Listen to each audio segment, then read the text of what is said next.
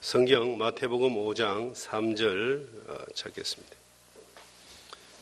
하나님의 말씀 마태복음 5장 3절을 읽겠습니다.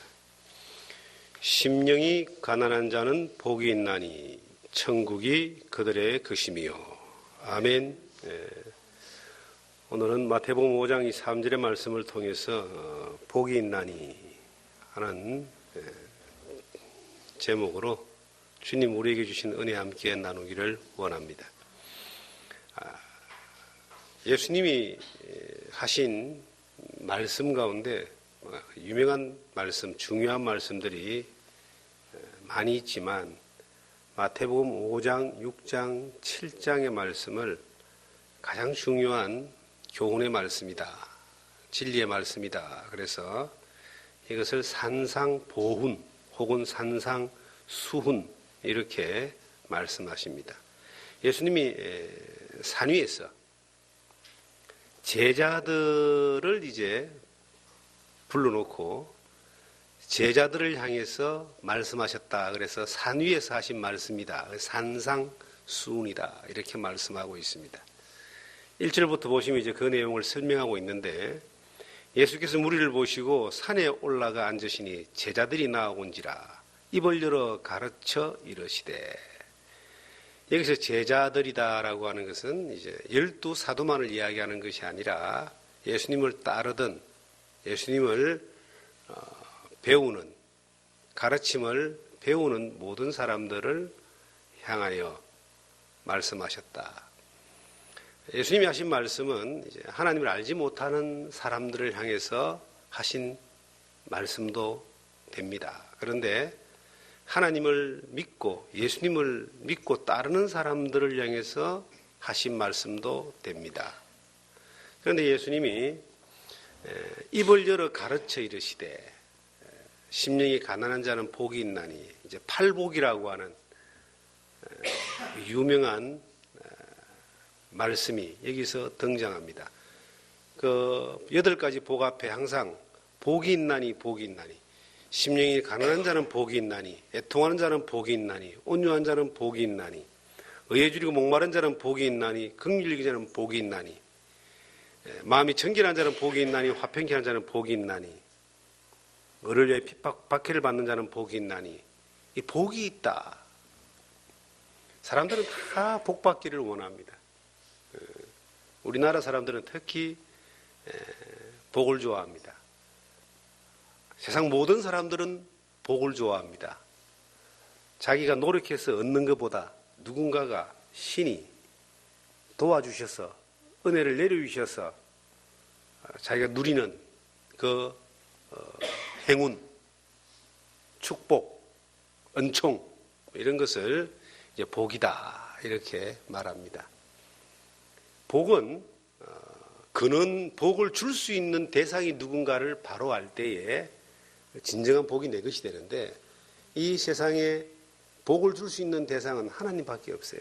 영원한 복, 하늘에 속한 영원한 복이라고 에베소서 1장 3절에 말씀하고 있고 그 영생의 복이 예수 그리스도로 말미암아 온다는 사실을 우리는 믿고 있습니다. 그럼 이 세상 다른 신들이 주는 복은 뭘까요? 잠깐 있다가 사라지는 복, 있어도 되고 없어도 되는 복, 그리고 결국 영원하지 못한 복, 결국은 죽음과 멸망으로 가는 복, 이런 것들은 뭐 없어도 되는 겁니다. 저는 건간에 지금 한 달 사이에 여러분들이 돌아가셨어요. 제가 잘 아는 정말 친한 목사님도 갑자기 돌아가시고 우리 교회의 원로 목사님, 원로 장로님도 소천하시고 그리고 또 다른 지인의 어머니도 소천하시고 연세가 다 90, 80 넘으신 분들이라 이제 때가 돼서 다 가셨어요. 뿐만 아니고 병원도 자주 갑니다.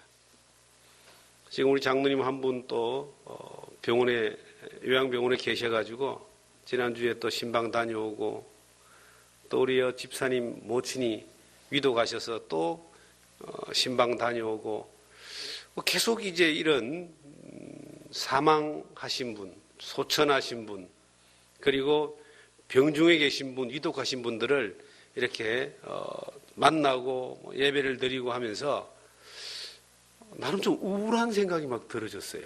저녁에 제가 제 아내한테 그랬습니다. 아주 좀 우울하다. 왜냐하면 아픈 사람, 돌아가신 분, 또 힘든 가족들을 만나서 위로하니까 좀 우울한 그런 생각이 들어졌어요.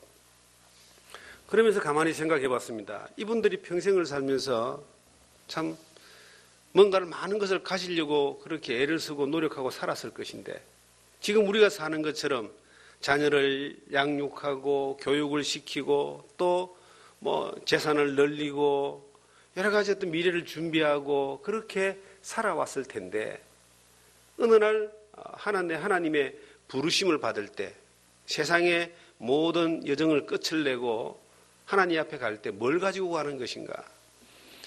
이 땅에서 추구했던 것들이 하나님 앞에서도 이어지는 영원한 것을 향하여 가치를 두고 살았던 사람들은 그래도 이 땅에 있는 것들을 놔주고 갈 때에 하늘 영광을 바라보며 소망 가운데 기쁨으로 가는 주님을 맞이하는 부름을 받아들이는 모습을 보지만 이 준비가 안 된 사람들을 볼 때는 이것은 정말 너무나 억울한 인생을 살다가 가는 것이 아닌가. 이 세상에 무엇을 가진들 마지막 그 세상에 이 삶을 정리하고 다음 생, 영원한 하나님의 앞으로 갈 때에 준비가 안 된 사람들은 이 땅에서 누렸던 어떤 것이라 할지라도 그것이 복이라고 말할 수 있는 것인가? 복이라고 말할 수 없습니다. 그냥 바람을 잡다가 그 바람이 나는 겨를 만지다가 가버린 겁니다. 그런데 하나님 앞에서 우리가 복을 누리는 것이 뭘까? 이 복의 근원이 예수님입니다. 예수 그리스도가 아니고는 복이 오지 않습니다. 저는 이사야서 53장 4절 5절의 말씀을 오늘 아침에도 묵상을 했습니다. 그는 우리의 질고를 지고 가셨고요. 그리고 그가 찔림은 우리의 허물이 나며 그가 상하면 우리의 죄악을 인함이라. 그가 징계를 받으면 우리가 나음을 입었고 그가 채찍을 맞으면 우리가 평화를 얻었다라고 했는데 우리가 나음을 입고 평화를 누리고 죄 사함을 받고 구원을 받아서 영원한 하나님의 자녀로 천국 갈 수 있는 그러한 복을 누가 줬는가? 그가 예수님입니다. 예수님으로부터 온 이 놀라운 복이 우리가 단지 죄 용서받고 구원받아 영생을 얻는 걸로 끝나는 것이 아니라 이 땅에 살아가는 모든 날 동안 사는 순간순간들이 하나님의 복을 누릴 수 있는 그러한 자격을 갖추고 하나님의 복을 받을 수 있는 그 은혜를 누리는 자리에 살고 있다는 겁니다. 아침에 말씀을 이래 묵상하면서 우리의 질고를 지고 가셨다라고 하는 그 말씀을 생각해 봤습니다. 질고가 뭘까요? 우리는 질병이라는 게 있어요. 지금 여기에 계신 성도님들도 다 한두 가지의 질병이 있습니다. 나이 50이 넘고요, 60 넘어가시는 분들은 자기가 가지고 있는 질병, 성인병이라고 합니다. 질병이라는 게 혈압, 당뇨, 아니면 저 같은 경우 통풍, 아니면 이 심장, 아니면 폐질환, 그렇지 않으면 하다못해 무릎팍이라도 아파가지고 관절염 다 있어요. 질병이 다 있는 거예요. 질병은 죄로 말미암아 온 것입니다. 그런데 우리가 죄라고 하는 것도 우리가 완전히 자유롭지 못하잖아요. 죄 사함은 받았지만 죄의 환경 가운데 살면서 늘 부딪히잖아요. 그런데 예수님이 죄에 대한 심판을 대신 받으셨다. 심판에서 우리를 구원하셨다 그랬습니다. 죄가 늘 음습에 와도 그 죄에서 영원한 심판에서 죄 용서를 받았기 때문에 우리가 영생의 소망 가운데 믿음으로 살아갑니다. 마찬가지로 이 질병도 마찬가지예요. 질병이라는 것은 우리에게 끊이지 않지만 질고를 예수님이 지고 가셨다는 거예요. 질고. 질병으로부터 오는 고통. 사람이 질병으로부터 오는 고통이 제일 큰 고통이 뭔지 아세요? 절망감입니다. 질병으로 말미암아 절망감이 오고 상실감이 오고 그리고 질병으로 말미암아 많이 무너지는 거예요. 그런데 예수 그리스도를 믿지 않는 사람은 질병이 오면은 그냥 그 충격으로 인하여 특별히 이 불치병에 비슷한 흔해 빠진 요즘 암 같은 거요 오면요 주저앉아 버립니다. 질병과 질고가 그를 짓눌러 버리는 거예요. 그런데 예수를 믿는 사람, 예수 그리스도로 말미암아 그 놀라운 은혜를 복을 누리는 사람들은 질병이 와도 질고를 이긴다는 겁니다. 질병이 와도 하나님께 감사할 수 있는 사람들이 예수를 믿는 사람들입니다. 질병이 와도 절망하지 않고 소망 가운데서 십자가를 바라보면서 기뻐할 수 있는 사람들이 예수를 믿는 사람들이에요. 질고가 그 사람을 지배하지 않는다는 겁니다. 고통이 와도 예수 그리스도 안에서 복을 누리는 사람들은 이만하기에 감사하다. 이러기 때문에 하나님 더욱 감사합니다 하는 그 고통의 한계를 넘어서 하나님께 감사하고 기뻐할 수 있는 힘이 어디서 오는가? 그게 예수 그리스도로 말미암아 오는 거예요. 믿음으로 말미암아 오는 것입니다. 복의 근원은 하나님이시고 그 복을 줄 수 있는 통로는 예수님밖에 없습니다. 우린 그 예수 그리스도로 말미암아 죄의 고통에서 심판의 고통에서 벗어났고 구원을 받은 것이죠. 그리고 질고에서도 벗어나고 모든 환경 가운데서도 하나님께 감사할 수 있는 그러한 자리에 있는 사람들입니다. 그런 사람들에게 이제 예수님이 말씀하시는 거예요. 복이 있나니. 복이 있을 수 있는 뭐가 있다? 길이 있다 이 뜻입니다. 복을 내가 누릴 수 있는 길이 있다는 겁니다. 있다는 말은 적이 있다는 거예요. 그러면 적이 있는 것을 내가 가지고 오면은 누구 것이 된다? 내 것이 되는 거예요. 안 가져오면요. 있어도 안 가져오면 남의 것이에요. 우리 8가지의 이 복, 팔복이라고 하는 이것은 세상 사람들도 굉장히 좋아하는 단어들입니다. 특히 심령이 가난한 자는 복이 있나니 천국이 저희 것이다 라고 하는 것은 너무나 흔한 이 세상에서도 쓰는 그러한 흔한 단어입니다.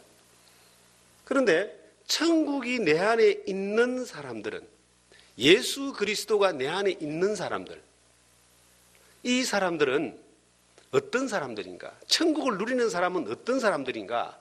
천국의 약속을 받고 천국을 누리는, 정말 하나님이 주시는 복을 누리는 사람들은 어떤 사람들인가? 성경은 심령이 가난한 자다. 그 심령이 가난한 게 뭔가를 우리가 제대로만 파악을 하면은 하나님이 주시는 천국의 복을 누리는 사람들이 되는 겁니다. 저기에 뭐가 있다 그래 보세요. 제가 요즘은 그렇지 않지만 한 20년 전에 저는 이 성향이 사람 많은 데를 이렇게 좋아합니다. 그리고 쇼핑 이런 걸 좋아합니다. 쇼핑이 사고 하는 것이 아니고 이 보는 걸 좋아해요. 그래서 저희 아내는 또 저하고 또 반대 성향이라 마트를 이렇게 가는 걸 싫어해요. 사지도 않을 거 왜 가냐 이거지. 근데 저는 사지도 않아도 갑니다. 가면은 뭐가 있느냐면요. 한 번씩 방송이 나와요. 시간 세일입니다. 반값 세일 막 그러잖아요. 그러면 저는 필요 없어도 반값이라는 눈이 번쩍 떼가 가서 보고 좀 좋다 싶으면 사가 와요. 근데 반값 세일합니다 라고 하는데 안 가는 사람은 안 갑니다. 근데 가서 제가 그것을 보고 사가지고 오면은 그 반값에 대한 이득은 내가 보는 거잖아요. 근데 안 가면요. 세일이 반값이 아니라 거저준다일지도 못 가는 거예요. 한 20년 전에는 제가 이랬던 것 같습니다. 전단지를 딱 보잖아요. 신문인데 전단지 들어오잖아요. 어디에 개업하는데 10,000원 이상 사면은 개업 선물로 바가지 2개 줍니다. 이러잖아요. 예, 저는 그 바가지 받으러 갑니다. 우리 집에 20년 전에 받아놓은 바가지를 지금도 쓰고 있어요. 근데 그걸 보고 가면은 이제 내 것이 되는데 안 가면 어찌 되죠? 알고 있으면 남의 것이에요. 내 거 아니에요. 복이 있다는 말도 똑같은 겁니다. 복이 저기 있다는 거예요. 저기에 저 복을 내가 가서 받으면은 누구 것이 된다? 내 것이 되는 거예요. 근데 안 받으면요? 남의 것이에요. 우리는 천국의 복을 누린 사람, 예수 그리스도 안에 있는 복을 믿은 사람들이잖아요. 그런데 이 땅에서 천국을 누리는 삶은 뭘까요? 예수님이 말씀하신 복이 있다는 것을 그대로 받으면 그 복은 내 복 되는 겁니다. 안 받으면 있어도 내 거 아닙니다. 그래서 성경이 말하기를 2절에 이런 마태복음 5장 2절에 예수님이 이렇게 말씀하고 있어요. 입을 열어 가르쳐 이르시되, 가르쳤다는 말은 뭐죠? 복이 저기 있다는 걸 가르쳤다 이 말이에요. 복이 여기 있다고 가르치는 거예요. 그러면 요걸 내가 딱 가서 받아 잡으면 누구 된다? 내 거. 안 잡으면 남의 거. 예수님이 입을 열었다는 말씀을 좀 묵상해 봤습니다. 복은 어디서 나오는가? 예수님 입에서 나온다는 거예요. 예수님이 말씀하시는 거기에서 복이 나오는 거예요. 사람들이 대화를 나눌 때 입을 쳐다보고 대화를 하고, 그 다음에 뭘 쳐다보고 대화를 하죠? 눈을 쳐다보고 대화를 하는 거예요. 다른 말로 하면 우리가 하나님으로부터 오는 복을 누리기 위해서는 기본적인 자세가 주님을 바라보면서 그 입에서 나오는 말씀을 들을 때에 복이 온다. 눈을 잘 안 쳐다보는 사람들이 있어요. 뭐 말하면요, 엉뚱한 거 쳐다보면서 말 듣는 사람이 있습니다. 이 사람은 그 말이 잘 들어갔을까? 잘 안 들어가요. 근데 요즘은 또 조금 다르더라고. 요즘 아이들, 제 아이들을 이렇게 보면요, 제가 이해가 안 간 부분이, 우리는 조용한 데서 공부를 하면 공부가 잘 되잖아요. 요즘 아이들은 조용한 데서 공부하는 것이 아니라 스타벅스나 카페 가서 공부하면 공부가 잘 된대요. 음악이 막 들리고 시끄럽고 한데서 거기서 뭐 공부하고 있는 거예요. 두 가지 일을 한다는 거죠.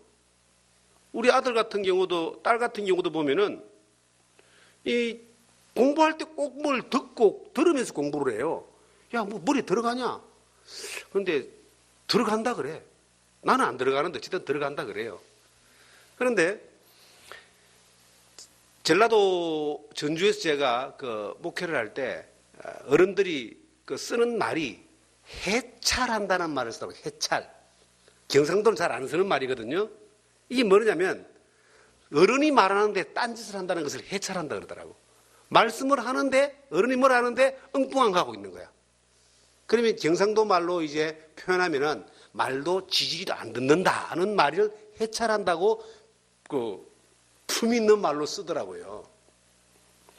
우리가 예수를 믿고 산다는 것은 대단한 복을 누리는 사람들인데, 그 지속적으로 우리가 복을 누리지 못하는 이유가 뭐냐면 점잖은 말로 해찰하고 조금 이 막된 말로 말도 지지리도 안 듣기 때문에 그런 거예요. 뭐냐면 주님을 바라보면서 그 말씀을 듣는 것이 아니고 세상을 바라보면서, 엉뚱한 걸 바라보면서 말씀을 들으니까 듣기는 듣는데 내가 이걸 찾아가지 못하는, 복을 누리지 못하는 사람이 되는 거예요. 하나님의 말씀을 들으면서 내가 쳐다보는 곳은 어디를 쳐다본다? 주님을 바라봐야 되는데, 예수님을 바라봐야 되는데, 그 입을 바라봐야 되는데 어디를 바라보고 있다? 세상을 바라보고 있는 거예요. 그러면 말씀을 들어도 이것이 내 것이 될 가능성이 거의 없습니다. 말씀을 들을 때에 어디를 바라보며 듣느냐? 주님의 입을 바라보고 들어야 됩니다. 주님의 눈을 바라보고 들어야 돼요. 어떤 사람이 대화를 나눌 때 눈을 잘 쳐다보지 못하는가? 거짓말하는 사람. 그죠? 애들이 막 부모하고 이야기할 때 막 거짓말하고 속일 때는 눈을 잘 안 바라보잖아요. 그런데 사기꾼들은 눈을 잘 바라봅니다. 그럴듯하게 사기를 치잖아 또. 우리가 그 주님을 바라보지 못하는 이유가 뭐냐면은 우리의 마음이, 우리의 삶이 세상으로 너무 이렇게 방향이 틀어져 있기 때문에 주님을 잘 바라보지 못합니다. 하나님의 음성을 못 듣는 것이 아니라 듣기는 듣는데 코드가 안 맞기 때문에, 시선이 안 맞기 때문에 엉뚱한 대로 흘러가는 거예요. 복을 누리지 못한다는 거예요. 주님을 바라보면서 그 입에서 나오는 음성을 듣는 거예요. 주님을 바라보면서 그 음성을 들을 때에 주님이 가르쳐주는 길이 있습니다. 어떤 길? 복 있는 길. 복이 있나니. 저는 살면서 이제 뭐 신앙생활 끝난 건 아닙니다만은 주님 오시는 그날까지 이제 뭐 진행형이죠. 천국까지 가는 것, 천국 가서도 진행형이죠. 하나님의 자녀로 사는 것은. 그런데 하나님이 복을 참 많이 주셨다라고 그렇게 고백할 수밖에 없습니다. 하나님이 모든 일들에 내가 생각했던 것보다 더 많은 복을 주신다. 지나갈 땐 잘 몰랐는데 지나고 난 데 보니까 참 복이 됐던 것들도 굉장히 많습니다. 신앙생활은 어차피 영적 전쟁이기 때문에 평탄할 수가 없습니다. 그러나 하나님이 복을 주는 자리에 있는 사람은 이것은 복이 있는 일을 날마다 경험하고 사는 거예요.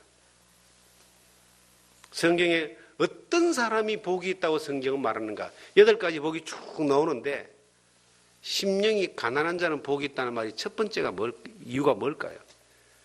저는 심령이 가난하다라는 말은 좀 더 리얼하게 표현하면 하나님 앞에 거지가 복이 있다 이 말이에요. 가난하다는 말은 내가 노력해서 뭔가를 할 수 있는 그러한 경우가 아니라 아무것도 할 수 없고 누가 도와줘야만 되는 경우를 이야기합니다. 하나님이 도와줄 수밖에 없는 사람은 뭐한다? 복이 있다. 여기서 심령이 가난하다 그랬는데 누가복음 6장인가 보면은 그냥 가난한 자는 복이 있나니 이렇게 돼 있어요. 그냥 가난한 자는 복이 있나니. 이 심령이 가난한 것만 복이 있는 것이 아니라 좀 역설적으로 말하고 조금 우리가 생각하는 그 경우와 좀 다를 수 있는 말이 있는데 실질적으로 육체가 가난한 사람도 복이 있다. 육체가 가난한 사람이 복이 있다라고 해도 맞는 말입니다. 우리는 일반적인 세상의 기준에서 부자가 복이 있잖아요. 돈 많은 사람이 복이 있잖아요. 돈 많고 예수 안 믿고 지옥 가는 사람은 이거는 정말 불행한 사람입니다. 예수님이 부자가 천국 들어가기가 낙타가 바늘 구멍 들어가기보다 힘들다라고 예수님이 말씀하셨어요. 마태복음 19장에 마태복음 19장에 부자 청년이 예수님께 나와왔습니다. 무엇을 하여 영생을 얻으리까라고 이야기하니까 네 소유를 다 팔아서 가난한 자에게 주고 나를 쫓으라 그랬습니다. 마태복음 19장 23절에 그래 나와요. 21절 22절에 그래 나옵니다. 그때 부자 청년이 말하기를 소유가 많으므로 근심하여 갔다 그랬어요. 그 뒤에 나오는 말씀이 제자들이 물어봅니다. 예수님 어떻게 하면은 부자가 천국 갈 수 있습니까? 사람은 할 수 없을 때 하나님은 할 수 있다. 그렇게 말합니다. 사람은 못하는데 하나님이 하신다. 어떤 면에서는 예수님 앞에 나와왔던 사람들을 통계를 나누고 보면은 이 부자가 복이 아니라 부자가 저주입니다. 예수님 앞에 나와왔던 부자들은 하나같이 예수님을 호기심으로 찾아오긴 했지만 예수님을 믿지 못했어요. 그래서 그냥 가버리는 거예요. 자기가 가지고 있는 부 때문에 하나님의 은혜, 예수님의 그 놀라운 은혜가 들어갈 수 있는 자리가 없었기 때문에 그냥 스쳐 지나가 버린 겁니다. 그 예수님이 부자가 천국 가기가 낙타가 바늘구멍 들어가기보다 힘들다라고 그렇게 말씀하셨던 겁니다. 꼭 돈 많은 부자만 부자가 아니에요. 자기의 것으로 꽉 차 있는 부자들이 있습니다. 누가복음 18장에 보시면은 그 바리새인과 세리의 기도가 나오잖아요. 바리새인은 하나님을 향하여 불이토색 간음하지 않고 소득의 11조를 드리고 일에 2번씩 금식하고 저 세리와도 같이 않습니다. 나는 하나님 앞에 많은 일을 했습니다. 하나님이 그의 기도를 듣질 않습니다. 그런데 세리는 그 당시에 가장 흉악한 죄인이죠. 예수님 당시에 가장 흉악한 죄인의 대명사, 인간 백정 같은 그러한 이 외면받을 수밖에 없는 대명사가 세리입니다. 다만 가슴을 치며 나는 죄인으로소이다. 나를 불쌍히 여기옵소서. 나는 완전한 죄인입니다. 하나님, 나는 아무것도 가진 게 없습니다. 하나님 안 도와주면 나는 죽습니다. 하는 가난한 심정으로 나와왔을 때 하나님이 저 사람이 어렵다움을 받고 집으로 내려갔다라고 이야기하잖아요. 예수님 당시에 예수님 앞에 나와왔던 사람들 가운데 물질적인 부자든 마음적인 부자든 종교적인 부자든 자기가 뭔가 가졌다라고 하는 기준을 가진 착각에 빠진 사람들은 다 예수님을 외면하고 가버렸어요. 그런데 예수님 앞에 나와왔을 때에 예수님의 은혜를 받고 복을 받은 사람들은 어떤 사람들인가? 그 세리와 같은 사람? 가늠하다 현장에 잡힌 여인? 요한복음 8장에 가늠하다 현장에 잡힌 여인을 향하여 이 많은 사람들이 돌을 들고 쳐 죽이려고 했을 때에 예수님이 땅에다 글을 쓰십니다. 죄 없는 자는 돌로 쳐라 했을 때 어른부터 아이까지 양심의 가책을 받고 떠나갔다 그랬어요. 돌을 들었던 그들은 자기의 기준에서 부자였다는 거예요. 저 여자보다 내가 낫다. 저 여자를 정죄할 수 있는 그러한 이 우월적인 도덕감을 가지고 있었다. 그런데 하나님 앞에 섰을 때 그들은 다 양심의 가책을 받고 떠나갔지만 정작 죽을 수밖에 없는 그 음행하다가 현장에 잡힌 그 여인은 나도 너를 정죄하지 아니하니 다시는 가서 죄를 짓지 마라. 예수님이 그를 구원해 줍니다. 그러면 예수님 앞에서 부자가 복 있는 사람인가 가난한 사람이 복 있는 사람인가? 하나님의 은혜를 받고 예수님으로 말미암아 정죄함을 받지 않고 구원함을 받는 사람이 복 있는 사람이었습니다. 그들은 심령으로만 가난한 것이 아니라 실질적으로 상황적으로 가난했다는 거예요. 상황적으로 가난한 사람이었다는 거예요. 하나님의 도우심이 아니면은 아무것도 할 수 없는 그러한 가난한 존재였다는 거예요. 그들에게 하나님의 은혜가 내렸다는 것이죠. 심령이 가난한 자는 복이 있다라고 하는 이 말씀이 복이 있나니 이 하나님의 주시는 이 복을 받을 수 있는 사람이 어떤 사람인가? 심령이 가난한 사람입니다.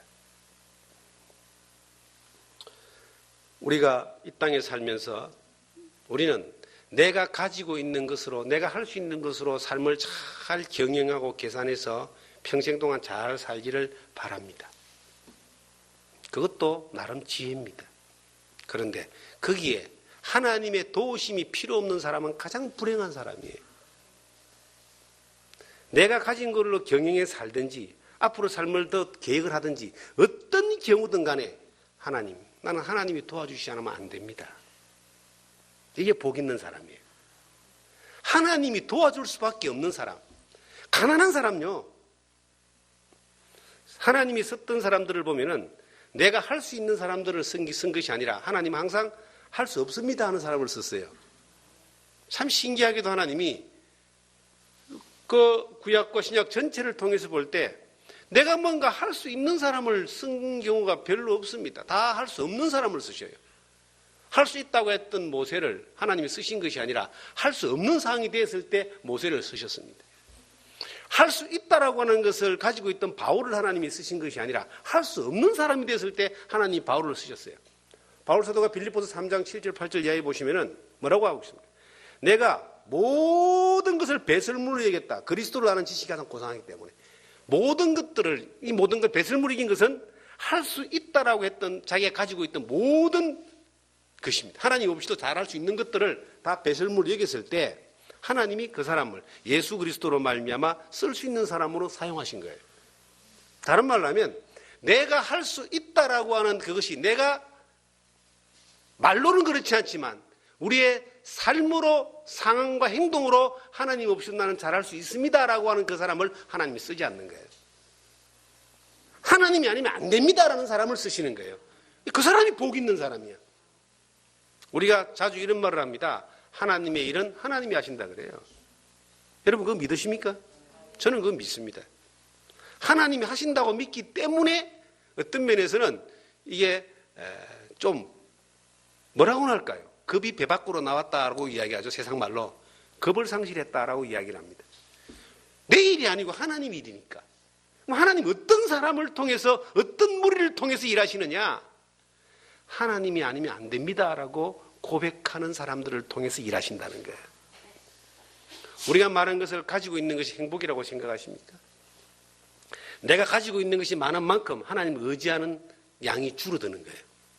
내가 가지고 있는 것이 없는 만큼 하나님의 도움을 바라는 것이 많은 만큼 하나님이 그 사람을 도와주시는 복을 경험하게 됩니다.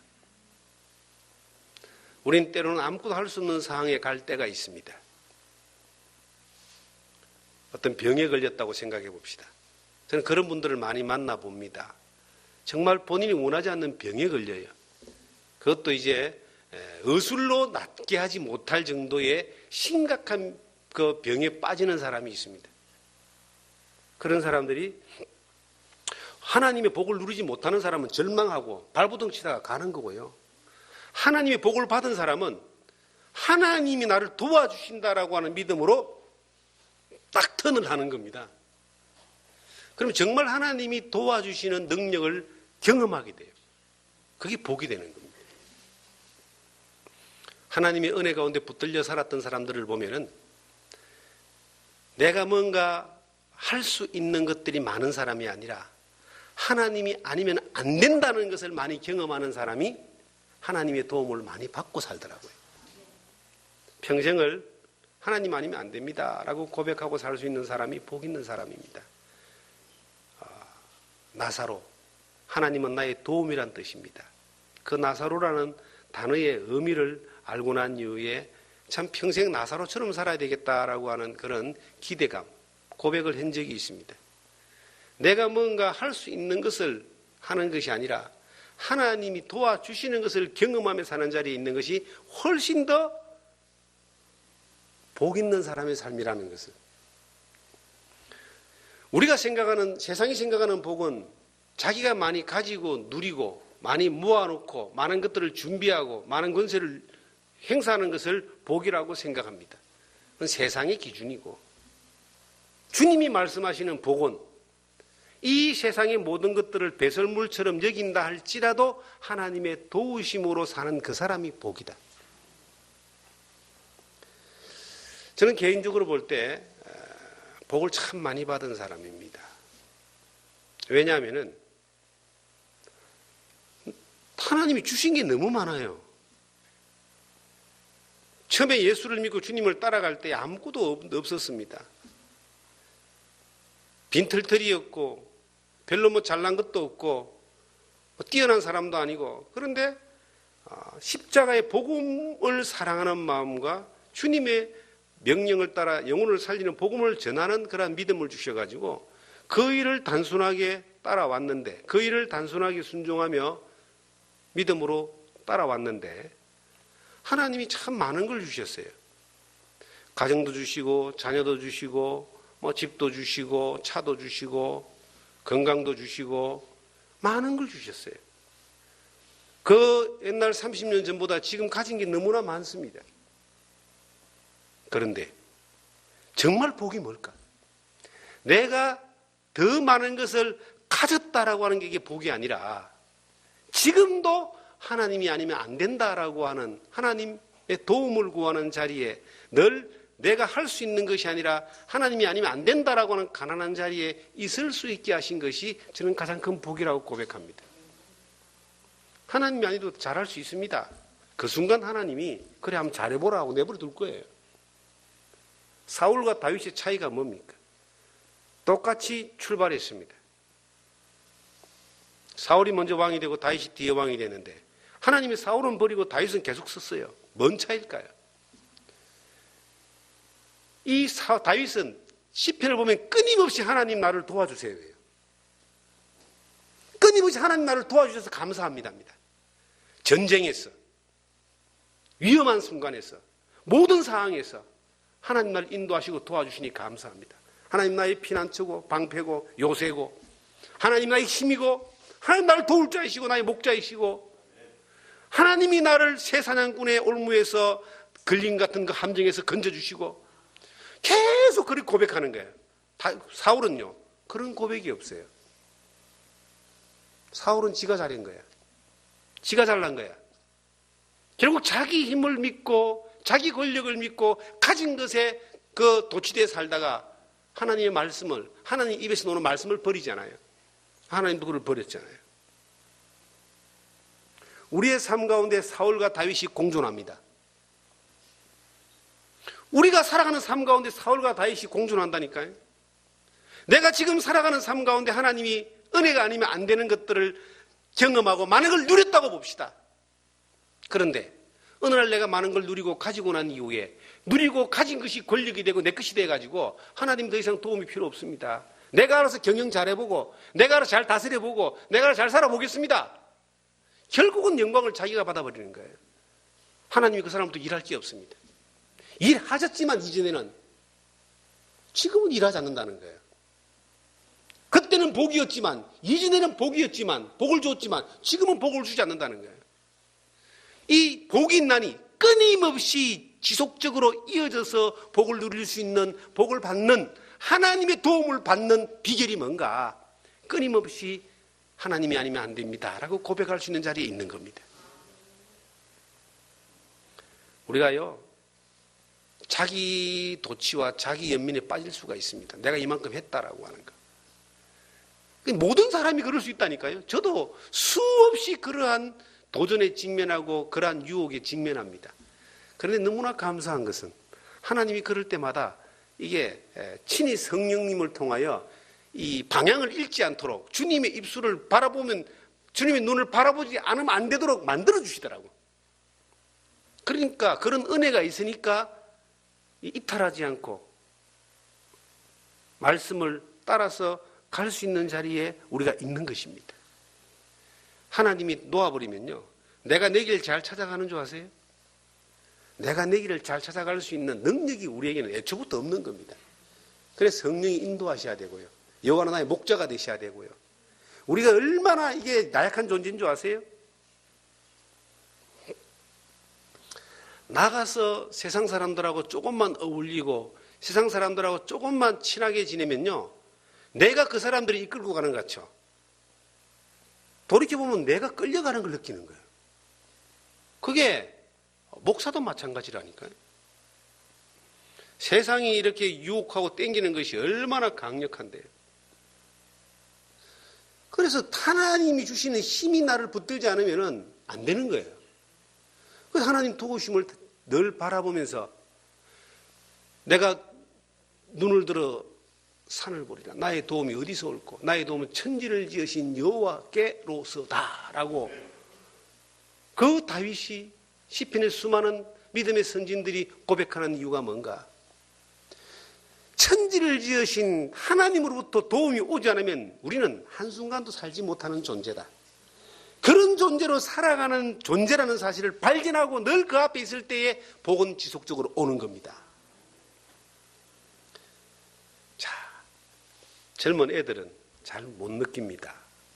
제가 제 아들한테 그런 이야기합니다. 야, 네가 직장생활 잘하고 그렇게 사는 게 네가 잘나서 그런 줄 아느냐? 그럼 걔들은 뭐라고 생각할 거예요? 이제 막 30대, 20대 후반, 30대 초반 되면요, 다 지가 잘나서 직장생활 잘하고 지가 잘나서 건강해서 일한다고 생각하잖아요.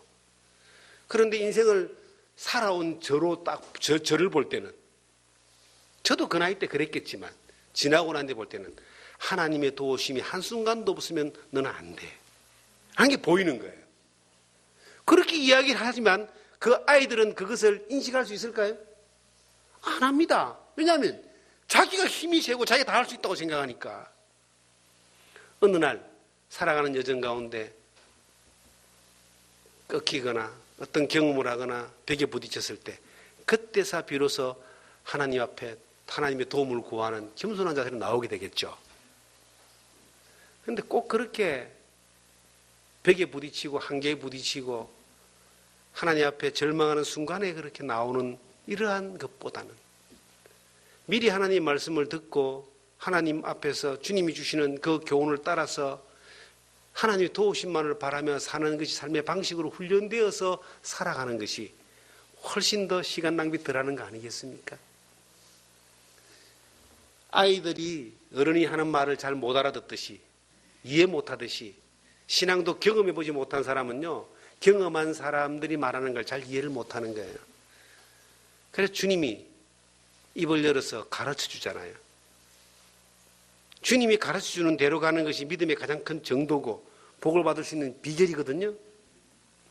사랑하는 성도 여러분, 여러분들이 심령이 가난한 자입니까? 하나님이 도우심이 아니면 안 되는 사람입니까?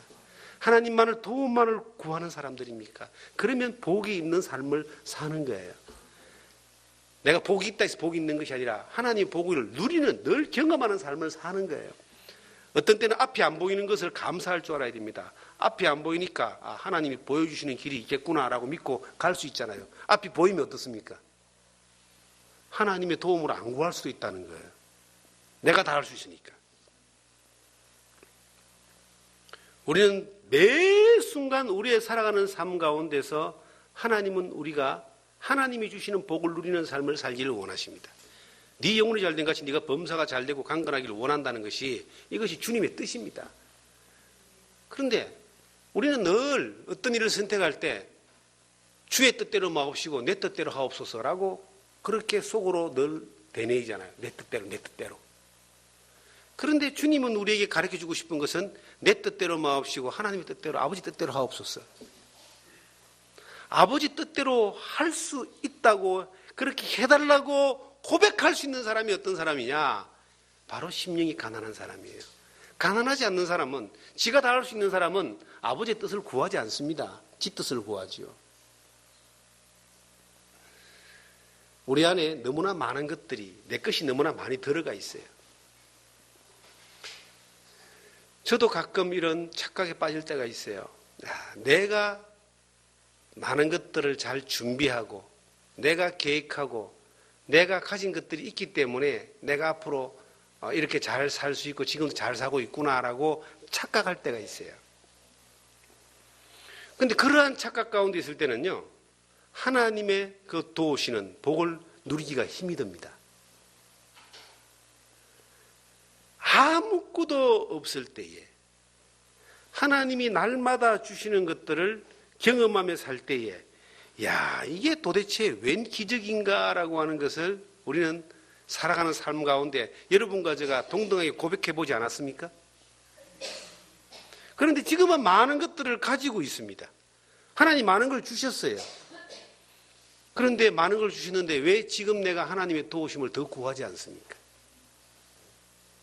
이미 내가 가난한 자에서 벗어나서 부자가 되어 있다는 겁니다.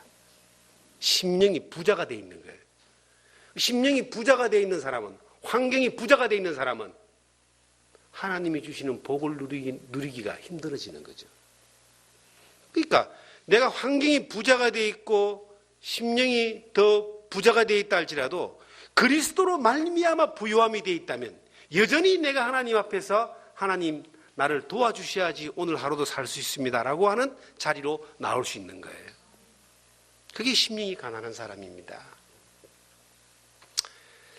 평생을 살면서 내가 많은 걸 누리고 가지고 있는 걸 바라보며 사는 것보다 평생을 살면서 아무것도 없다 할지라도 정말 육체적으로 가난한 삶 가운데 있다 할지라도 내가 가진 소유가 아무것도 없다 할지라도 여러분 하나님이 나의 도우심이라고 하는 그 상황을 늘 경험하며 살 수 있다면 이것이 가장 의미 있고 가치 있는 신앙의 삶이 됩니다. 가끔 이런 생각을 해봅니다. 30대, 20대 때는 보장성 보험 있잖아요. 그러니까 암보험, 그 다음에 건강보험 이런 거 별로 필요할까요? 필요하지 않을까요? 필요를 못 느끼 아프지 않으니까. 그런데 50대, 60대가 되면은 자꾸 고장이 나요. 그러면 덜컹덜컹 겁이 납니다. 야, 이 보험이 나를 보장해 주는가? 그 보험을 의지하고 사는 것도 큰 힘이 돼요. 그런데 그 보험을 의지하는 마음보다 하나님을 의지하는 마음이 더 강렬하게 있다면 어느 것이 더 큰 힘이 될까요? 그래도 보험이 힘이 되죠.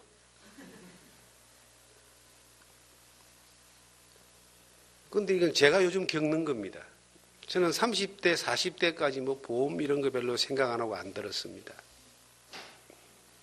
왜냐? 하나님이 나의 보험이다. 하나님을 의지하는 그런 믿음이 있었어요. 50대 중반이 되었습니다. 저는 아직도 암보험도 없고 실비보험도 없어요. 왜냐하면 30대, 40대 때 가졌던 믿음을 지금도 가지고 있는 거예요. 하나님이 나의 도움이다. 때가 되면 하나님 데려가시면 아멘하고 가면 되지. 그런데 요즘 마음이 약해집니다. 왜 약해질까요? 주변에서 암 걸렸다 그러고 주변에 자꾸 병 걸렸다 그러니까 내 나이 된 사람이 가는 사람도 있고 말입니다. 요즘 심장에 뭘 박는 사람이 그래 많더라고 또. 가끔씩 겁이 덜컹덜컹 날 때가 있습니다. 염려가 막 생길 때가 있어요. 조금만 더 아프면 이게 큰 병 아닌가? 이런 생각이 들 때가 있어요. 그래가지고 이제 고민하다가 이제 보험을 하나 들어놓으면 이제 안심이 될지 모르죠. 근데 그걸로 안심하는 것보다 여전히 나의 주인 되시고 내 생명의 주 되시는 주님을 향하여 하나님이 나의 도우심입니다 라고 그대로 믿고 나가는 것이 더 큰 복이 아니겠는가. 저는 그렇게 이제 아직은 정리를 하고 있어요. 아직은. 앞으로는 모르겠어요. 사랑하는 성도 여러분, 하나님으로 말미암아 그 복을 누리는 사람은 하나님을 향하여 변함없이 여전히 심령이 가난한 상태로 있을 때에 하나님이 복을 지속적으로 주시는 겁니다. 내가 그러한 마음으로 있을 때 하나님이 물질의 축복을 줄 수도 있고 건강의 복을 줄 수도 있고 많은 걸 줄 수가 있는 거예요. 그러면 하나님이 내게 주셨다고 하면 이것으로 말미암아 심령이 가난한 사람은 어떤 태도를 보이느냐? 하나님 주심에 감사하고 하나님이 내게 맡겨주신 거니까 하나님의 영광을 위해서 흘려보낼 수 있는 그러한 사람이 되는 겁니다. 내 것이 결국 안 되는 거예요. 내게 맡겨주신 것이 되는 겁니다. 그런데 심령의 부자가 딱 되는 그 순간, 환경의 부자가 되는 그 순간, 이것은 내게 맡겨주신 것이 아니라 누구 것이 된다? 내 것이 되는 겁니다. 내 것이 되는 그 순간, 이건 이제 내 거니까 움켜쥐어야 되고 아까워지고 흘려보내거나 하나님의 일에 돌려드리는 일들이 인색해지기 시작하는 거예요. 내 것이니까. 사울왕의 실패가 그것이었습니다.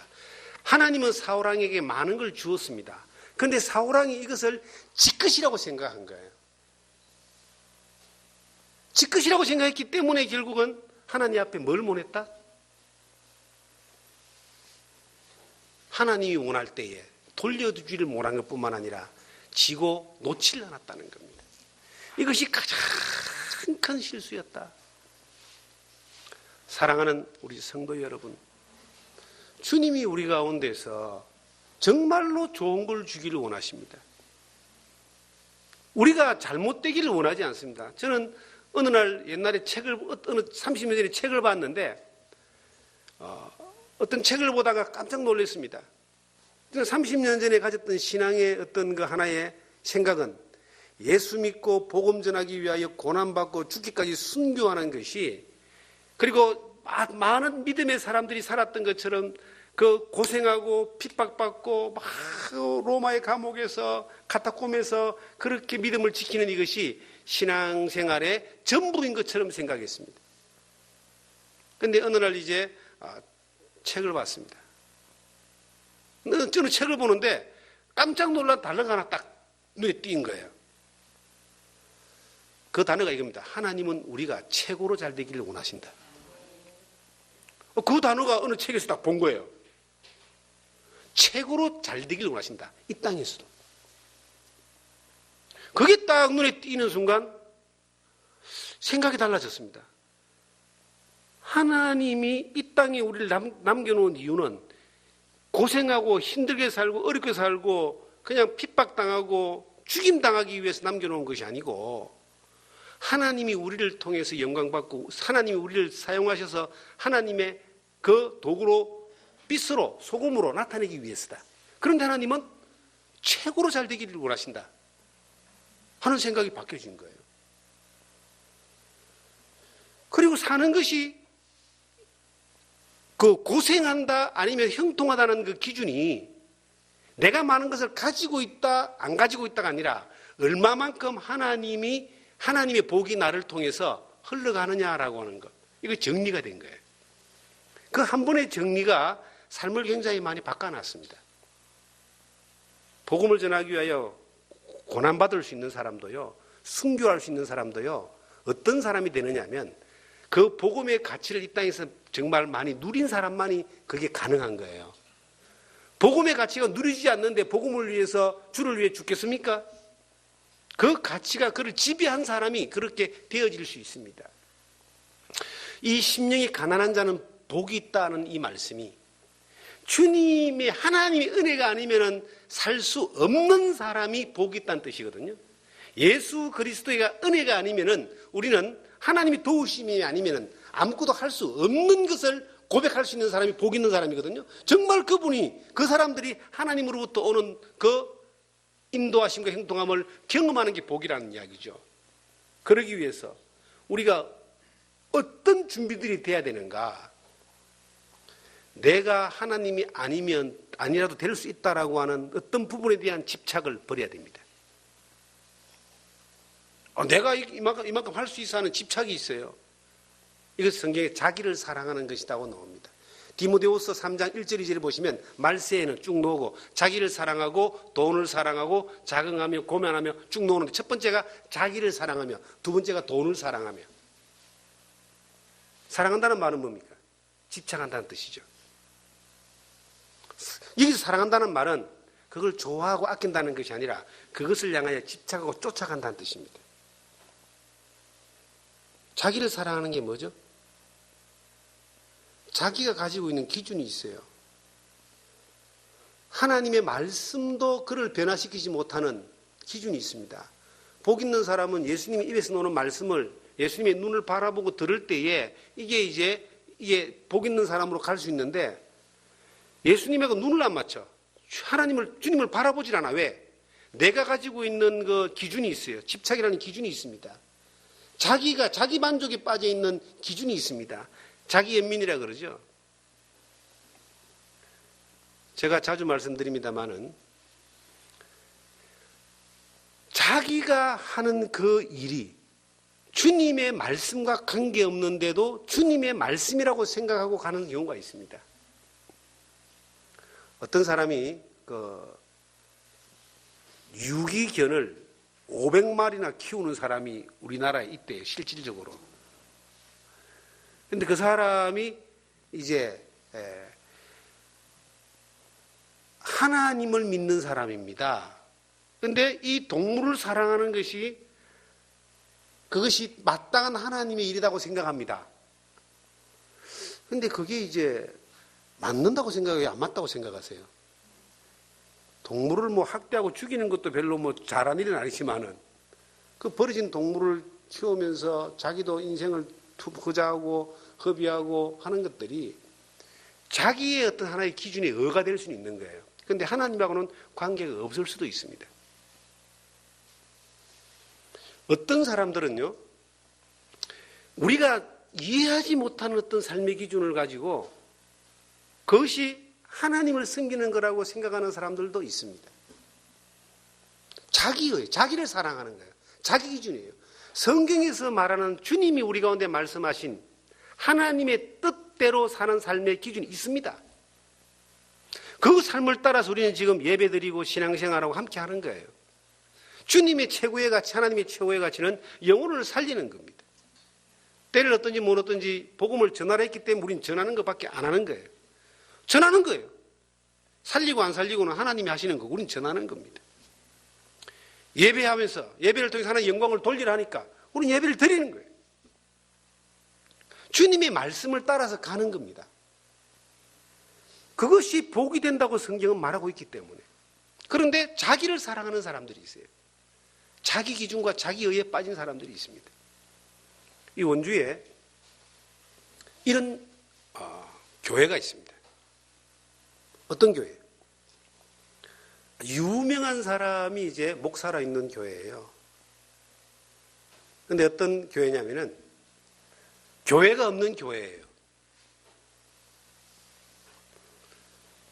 정상적인 목사님이십니다. 그런데 이분은 굉장히 심플하신 분이에요. 그래서 사고가 얼마나 넓으냐면은 이제 인도의 어떤 종교 철학 같은 것을 인도까지 가서 그냥 배우고 오고 연구하고, 인도는 이제 범신론이거든요. 어디에도 신이 있다는 겁니다. 그러니까 기독교가 범신론화 된 거예요. 꼭 틀에 갖추고 규모를 갖추고 그렇게 해야 되냐? 아니다. 그러면서 이제 그 사람들이 모이는 사람들이 있어요. 그리고 그 사람들의 이야기를 또 들어봅니다. 근데 일반 사람들이 들을 때는 맞는 것 같기도 하고 안 맞는 것 같기도 한 거예요. 매스컴도 자주 타요. 그 목사님이 시인이신데 얼마 전에 요 앞에서 이제 모였어요. 요 앞에서. 식당에서 모이고 카페에서 모이고 그래요. 그런데 주님의 말씀을 통해서 볼 때는 안 맞는 거예요. 교회가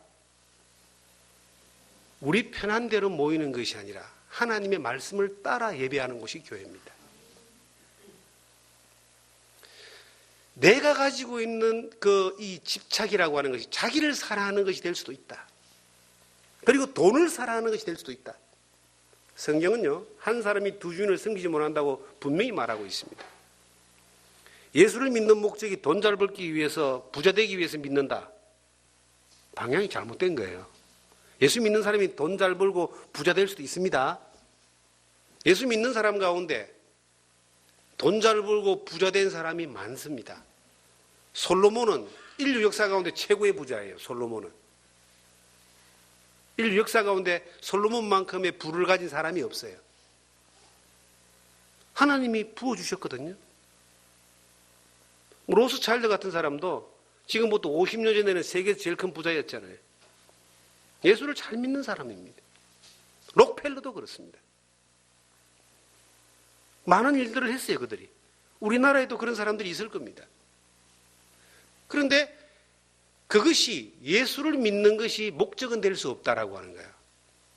하나님이 주신 복이 될 수는 있어도 그것 때문에 예수를 믿는 건 아니라는 겁니다.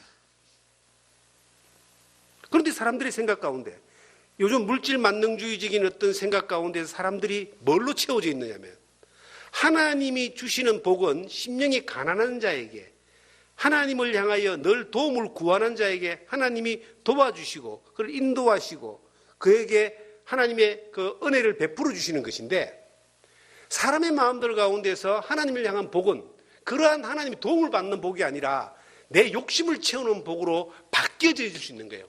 돈을 사랑하는 걸로. 돈이 인생의 목적이 되어 있고 집착이 되어 있어요. 하나님 믿는 것이, 예수 믿는 것이 곧 이꼬로 내가 돈 벌고 부자 되는 것이라고 생각할 수도 있습니다. 우리나라에 80년대에 그랬습니다. 예수 믿으면 복 받는다 그랬습니다. 지금도 예수를 믿는 이것이 하나님의 영광을 위해서 또 하나님의 그 뜻이 이루어지는 그 가운데서 되어지는 것이 아니라 내 욕심이 채워지기 위해서가 이것이 방향이 되어질 수도 있습니다. 실질적으로 시골에 어떤 분이 한 분 계셨습니다. 고추 농사를 많이 짓는 분이 고추 농사. 1년 농사 고추 농사예요. 그런데 이제 그 시골에 교회에 있는 목사님이 전도를 했습니다. 선생님, 우리 교회 나오셔서 하나님 믿으시면 고추 농사가 대박이 납니다. 평소보다 몇 배 이상의 소득이 될 수 있습니다. 교회 나오십시오. 교회 나갔습니다. 고추 농사가 평소보다 몇 배 더 부자가 된다니까 한 배만 더 돼도 이거는 얼마나 좋은데. 왜냐하면 농사를 지었는데 한번 잘못되면요 1년 농사 망치잖아요.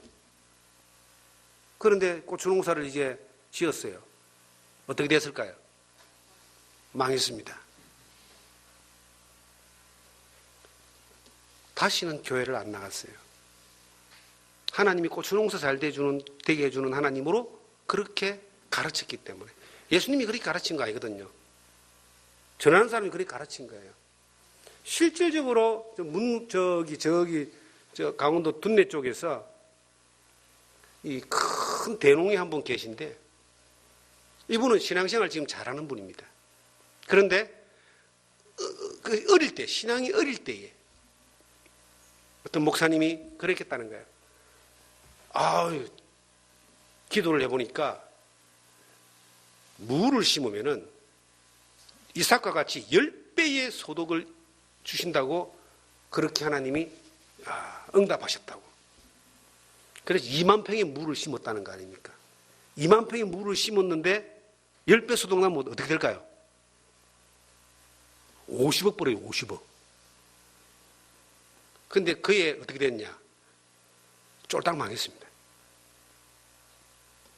이분은 그래도 하나님 앞에서 있은 사람이기 때문에 이 사람이 해답을 얻은 거예요. 내가 하나님을 무농사나 잘 짓게 해주는 하나님으로 생각하고 투자한 내가 어리석었다. 잘 망했다. 그러고 회복이 됐어요. 지금 신앙생활 잘하고 있습니다. 우리가 하나님을 향한 이 마음이 하나님의 도우심을 바라면서 지혜를 구하고 그 말씀을 따라 나아가는 정말 하나님의 도우심이 흘러가는 그러한 대상으로 있을 때에 복이 끊임없이 이어져 가는데 내가 가지고 있는 목표를 딱 정해놓고 이게 뭐예요? 집착이라고 하는 겁니다.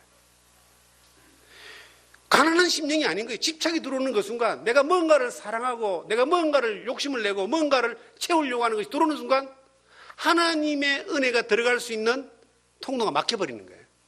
심령이 더 이상 가난한 것이 아니라 뭐가 된다? 부자가 되는 겁니다. 심령이 부자는 뭐가 없다? 천국만 못 가는 것이 아니라 부자는 하나님의 도우심을 못 받아요. 이게 성경이 말하는 원리입니다. 우리 안에 또 어떤 집착이 있을까요? 목사도 집착이 있을 수가 있습니다. 자기의에 빠지는 사람들. 우리는 모든 교회와 성도들은 하나님의 의를 쫓아가는 것이 기본입니다. 유대인들이 왜 예수님을 십자가에 못 박혀 죽여버렸습니까? 하나님의 의를 모르고 자기 의를 세우려고 하나님의 의를 힘써 복종치 아니했다라고 로마서 10장 4절에 나옵니다. 예수님이 입에서 나오는 말씀을 계속 들을 때에 그 눈을 마주치고 주님을 바라보면서 계속 들을 때에 예수님이 눈을 마주치고 그분의 입에서 나오는 말씀을 계속 들으면 이 성경의 말씀을 우리가 겸손하게 들으면 자기의가 그 사람을 지배할 수가 없어요. 늘 뭐가 지배한다? 하나님 말씀이 나를 지배하는 거예요. 하나님 말씀이 지배하면 늘 그분을 따라서 가게 되고 내가 잘못 방향을 선택하고 잘못 걸음을 걸었다 할지라도 뭐가 된다? 빨리 천이 되는 겁니다. 빨리 제자리에 돌아오는 거예요. 신앙생활은 오래 한 사람이나 늦게 한 사람이나 지금 한 사람이나 동등한 원리가 있습니다. 그게 뭐냐면 자전거 타는 원리예요. 자전거는 오래된 사람이나 새로 사는 사람이나 똑같은 원리가 뭐냐면은 앞을 바라보고 부지런히 페달을 밟는 겁니다. 아무리 오래된 사람도 밟지 않고 앞을 바라보지 않으면은 앞으로 못 가고 넘어진다는 거예요. 늘 주님을 바라본다. 주님을 눈을 마주치면서 주님과 눈이 마주쳐야 돼요. 목사하고 눈이 마주치는 게 아니고 주님하고. 그리고 그분의 입에서 나오는 말씀을 듣는 거예요. 이 성경의 진리의 말씀에 성령의 역사가 그분의 말씀을 우리에게 계속 들려주십니다. 생명의 말씀을 밝혀 나의 다른 일도 헛되지 아니하고 수고도 헛되지 아니하리 하면은 생명의 말씀, 주님의 말씀, 주님의 입에서 나오는 말씀. 어떤 면에서는요, 우리가 성경에 구약과 신약이 있지만 구약도 하나님 말씀이고 신약도 하나님 말씀이지만 신약 시대의 이 교회의 성도들은 누구의 말씀을 잘 귀 기울이고 가야 되냐면 예수님의 말씀입니다. 그분의 입에서 나오는 말씀이에요. 그 말씀을 듣고 쭉 가는 거예요. 그러면 심령이 가난한 상태에서 그분의 말씀을 듣고 쭉 가면은 넘어질 수도 있고 잘못 갈 수도 있고 엎어질 수도 있고 잘못 선택할 수도 있지만 항상 제자리로 돌아올 수 있다는 겁니다. 그리고 그렇게 가는 겁니다. 어떤 사람들은 이렇게 생각을 해요. 야, 목사는 실수하지 않는다. 나는 제일 겁나는 그 말 중에 하나가 그 말입니다. 왜냐하면 내가 나를 봐도 주님을 30년 이상 따라오면서 주님만을 바라보고 간다 했다 할지라도 여전히 내 안에도 욕심이 있고 집착이 있고 잘못된 것들을 쫓아가는 부자된 마음, 하나님의 복을 받지 못하고 살아갈 수밖에 없는 내 것에 속아서 사는 것들이 늘 공격을 받고 그렇게 엎어질 때가 있는데 사람들은 그렇게 안 보는 거예요. 그래서 서로 불쌍히 여겨야 되고요. 사람은 그 사람이 입에서 나오는 말을 듣기 위해서 우리가 이 자리에 와 있는 것이 아니라 하나님의 입에서 나오는 말씀, 주님의 입에서 나오는 말씀을 듣기 위해서 와 있는 겁니다. 그래야지 실수하지 않습니다. 잘못 선택하지 않습니다. 주님이 여러분들에게 끊임없이 하늘로부터 오는 복을 통과시켜서 하나님의 그 복을 누리는 삶을 살게 하기를 원하시는데, 그러기 위해서는 주님의 눈을 마주치고 입에서 나오는 말씀을 듣는 것뿐만 아니라 우리의 심령이 다른 것들로 채워지지 않고 늘 가난한 심령으로 주님의 도우심을 받는 자리에 있어야 된다고 하는 것을 꼭 기억하시기를 간절히 부탁드립니다. 기도드리겠습니다. 주님 감사합니다. 우리는 연약한 사람들입니다. 하나님이 아니면 한시도 살 수 없는 참으로 연약한 사람들입니다. 나의 도움이 어디서 올꼬 천지를 지으신 여호와에게서라고 하셨사온데, 우리 주 예수 그리스도의 그 은혜로 말미암아 늘 한순간 한순간 성령의 도우심을 받으며 살아갈 수 있는 저희들 되게 하여 주시옵소서.